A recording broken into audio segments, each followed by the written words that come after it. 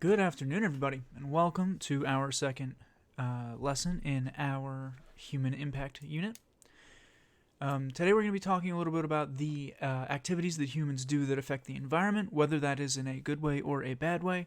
We're just going to take a look at basically all the things on this list here and walk through some of the implications that each of these things has. When we look at this list, we see, first of all, two helpful activities, but a lot more harmful activities. Which seems a little unfair, but when we look at how humans actually interact with the environment and the things that we do, we'll see that there are a lot more harmful than helpful things that humans do for the environment. One of the helpful things, right, we'll start with the two helpful things: turning an empty plot of land into a garden or a green space, taking some section of land that either isn't being used or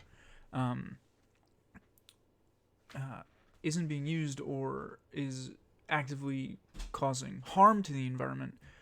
We can actually turn it into something that is green and good, putting plants or flowers or abilities for people to go and enjoy the nature that's there. The downside of this is that for it to have been an empty plot of land, humans must have gone and taken away everything that was there. So we're kind of undoing some harmful thing that we have done in order for this to work. In terms of habitat preservation and protection of endangered species, right? Humans and our zoos and our WWFs, right, wildlife federations, are taking huge steps in helping preserve endangered species and rehabilitate and regrow endangered species back to non-endangered levels. But the downside of this is, how did they get endangered in the first place? Is humans came and destroyed a lot of habitats, or threw off a lot of ecosystems. And it's it's another thing that we're kind of undoing something that has been harmful and caused by us a little bit.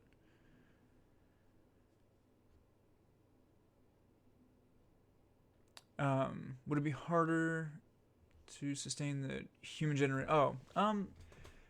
So we do study. I mean, we came to the ability to study these ecosystems and find these niches way after we started, building cities and towns and stuff, right? Like this humanitarian, ecological point of view that people are taking now, like, oh, preserve the environment, oh, preserve these species, preserve this, preserve that, is a result of us having thrown off a large number of ecosystems and caused a lot of species to go extinct. So it's really reactionary. I don't think it's harder to say that species are endangered because of us. I think it's pretty fair to say that.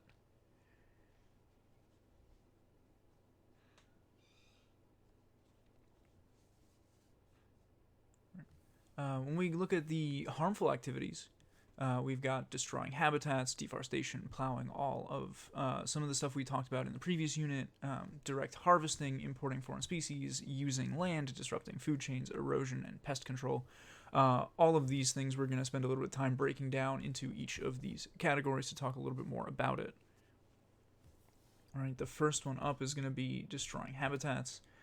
All right, we've got cities and things that need to grow. We're going to spread out. We need farmland. We need room to put power plants. We need room to put highways. We need all of these. We need all of these things for human society to develop and continue to grow. But we're out here making koalas really sad, taking away all of their trees, right? We would then use area like this for a new housing development, or we would blaze through a forest here to put a highway, and all of these things that cause a loss of biodiversity and an increase in carbon dioxide levels, right? Because We're taking away all of the trees. We're taking away all of the ability for animals to live in those trees. All of the different types of plants are all going away.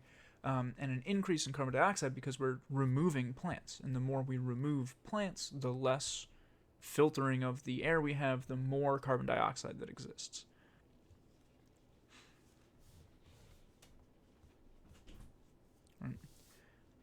When we look at stop. Oh no. There. When we look at direct harvesting is something that we use to talk about taking away a species from its habitat, right? Taking all of the X out of the environment, right?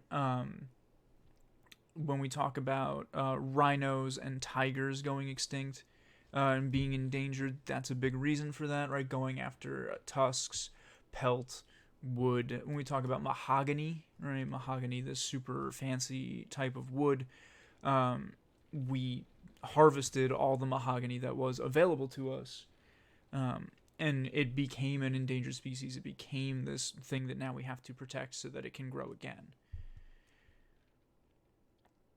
The big danger of direct harvesting is it totally throws off the food webs that are in that ecosystem, right? If we're going and we have a food web that kind of connects all these pieces together, once you take a single piece out of this food web, you're then going to collapse everything that fed off of it, right? So if we have this small food web right here, and we take out this organism, that means this organism is now going to go. That means this organism is going to decrease. That means this organism is going to decrease because we're losing these parts of the ecosystem. So it's going to throw off, sorry, excuse me.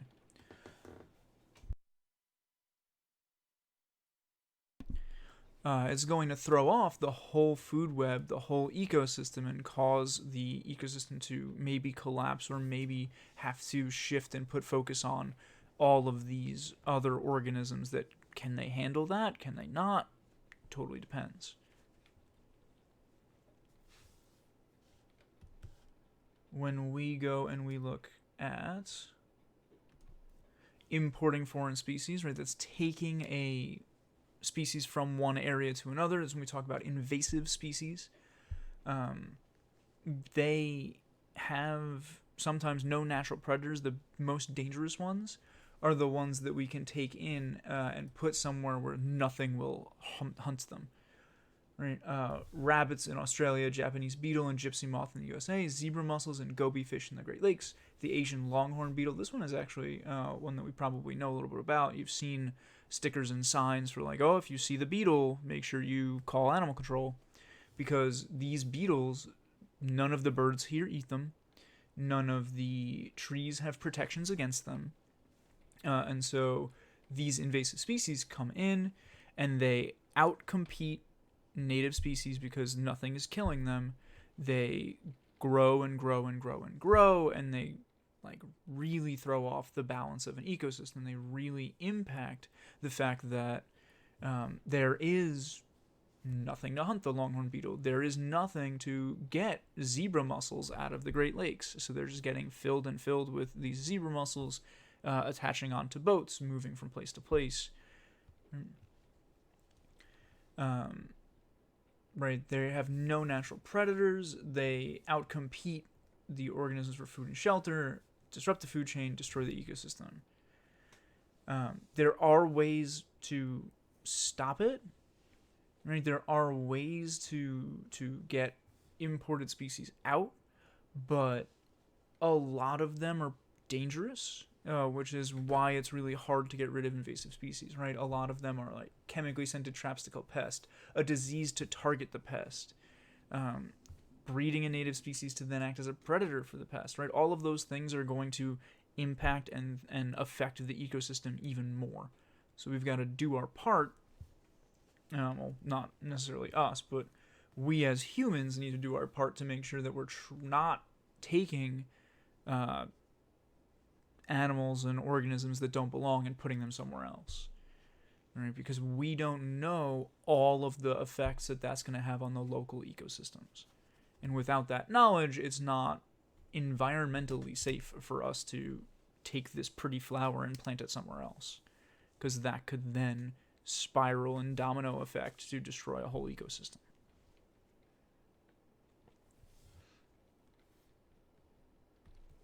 Right. Land use is a pretty straightforward one, right? People enjoy having space, right? Everyone wants a backyard. Everyone likes going to Starbucks. Everyone likes the new store that opens. Everyone likes these places and these things. But the impact that this has on the environment, right? Every time we build a new building, we're taking space away from animals and we're disrupting whatever local ecosystem is there. This one's a little bit of an easier one to fix. If we build upwards as opposed to outwards, right? If we build taller buildings as opposed to, right, we build taller buildings as opposed to like a bunch of smaller ones, we're going to take up less space and impact the environment a little bit less. There is a limit to that, right? There's an architectural limit to that. How big can we build buildings? How dangerous is that for then safety of the people inside?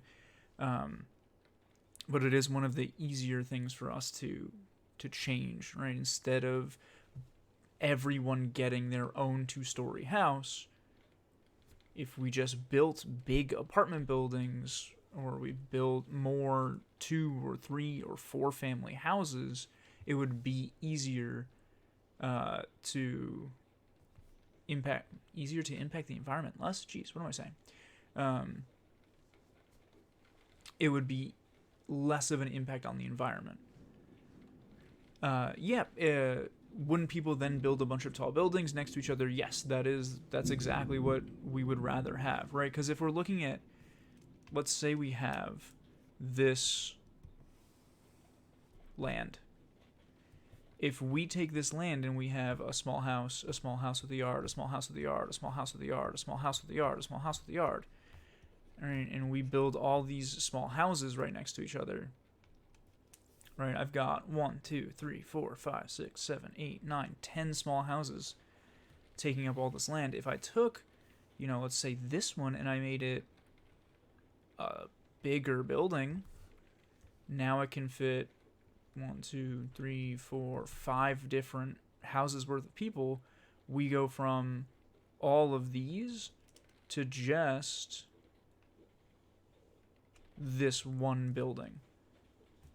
And so it takes longer for humans to get enough of us to overtake all of this land. If each one of these buildings would carry 5 families, or if each one of these buildings carries 10 families or 20 families, the more tall buildings we have, the easier it is on the environment, because now those 3 buildings are going to cover the same amount of housing that this whole thing covered. And we've saved all of this space and all of this space to not disrupt the ecosystem as much.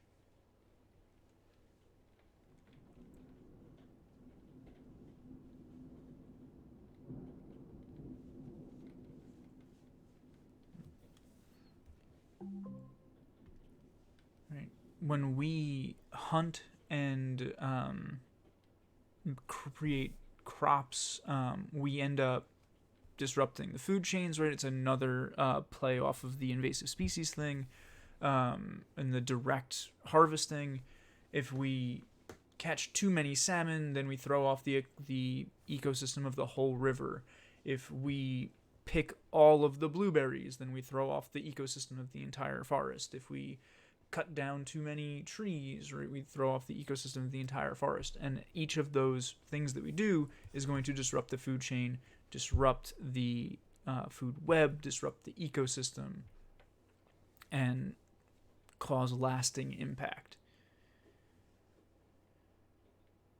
Right? That's why there are so many new laws about when you can hunt what kind of things you can hunt, what kind of fish you can catch, what kind of fish you can't catch, right? All of those laws are in place to prevent just totally wiping out ecosystems, totally destroying food chains.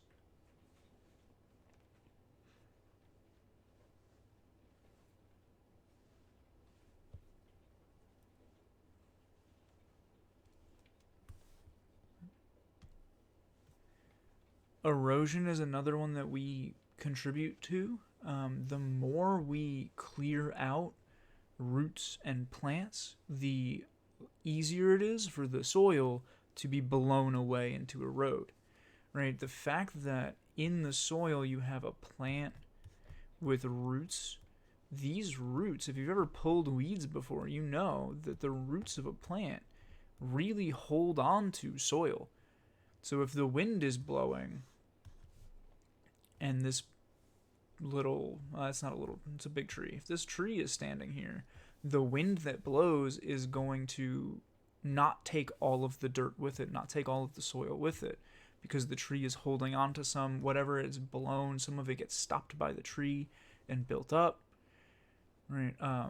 The fact that the plant's roots and bodies help keep this soil there. When we clear the area of plants, right, if I take this plant away, goodbye tree.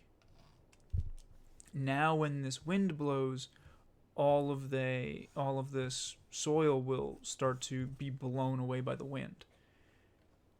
This is exactly why, yeah, Atticus, they plant on the beaches, they plant that dune grass at the edge, so that when the, let's flip this around, when the wind comes along from the ocean and it blows the sand gets trapped here and it doesn't just fly away. All right, so that's something that we do to prevent erosion on the beaches. The beaches themselves are already ecosystems that we've thrown off quite a bit by like making them so that people can come and put their blankets and their umbrellas down and hang out. But that is a step that we take, right? That beach grass, that dune grass is a step that we take to prevent the erosion of beaches.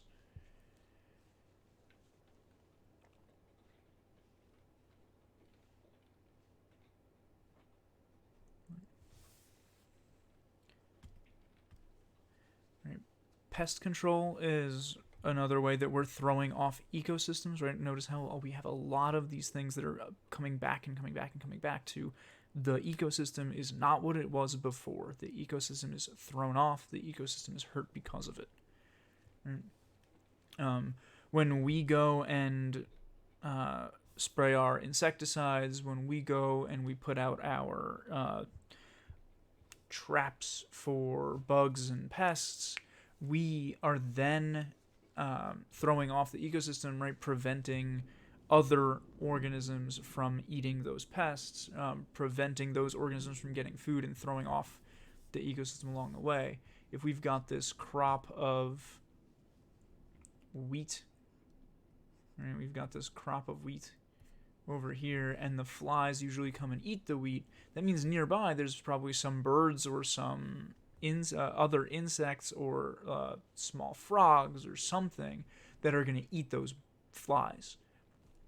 And if we kill the flies that are coming to eat the wheat because, well, we're growing the wheat and we need that for us to survive, then that is going to trickle down through this ecosystem, killing those small rodents, killing those small birds, and affecting the ecosystem as a whole. Right? This is one of the places that I personally think genetic engineering is really, really helpful. If we genetically engineer wheat to be resistant to those flies, we can let those flies live. They'll come and they'll eat some of the wheat, which is fine, not all of it, and then the ecosystem is not totally thrown off.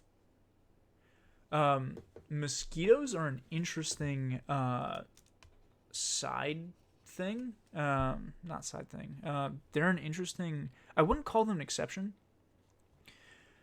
but mosquitoes are one of those things that really serve no purpose.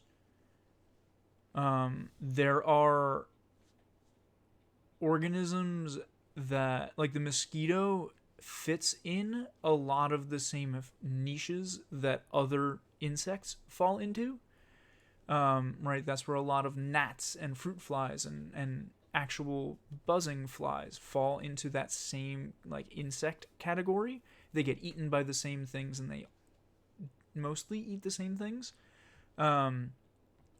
Mosquitoes, if I'm remembering this research fact correctly, and I don't want to be quoted on this, but I think if you killed all mosquitoes on the planet, you wouldn't really affect any ecosystems.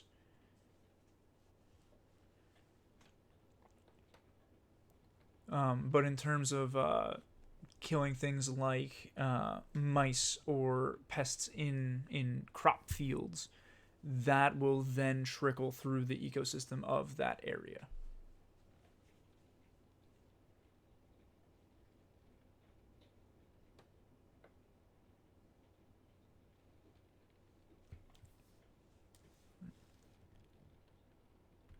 Oh, nope, not yet. That's actually all we've got for today. Tomorrow we will come back and talk a little bit more about human technology, some of the things that we have done. Again, both good and bad for the environment, and explore some of that as well. For right now, we're going to transition into tutoring and office hours, which is going to be on Google Meet. I apologize for a change so late in the game, but it's got to be adjusted. So if you check Google Classroom, you can see our Google Meet, Google Hangout, Google Meet, whatever it's called. You can see the link that'll bring you directly there. If you have any questions, comments, or concerns, that's the place to go, and I will see you there. Have a great day.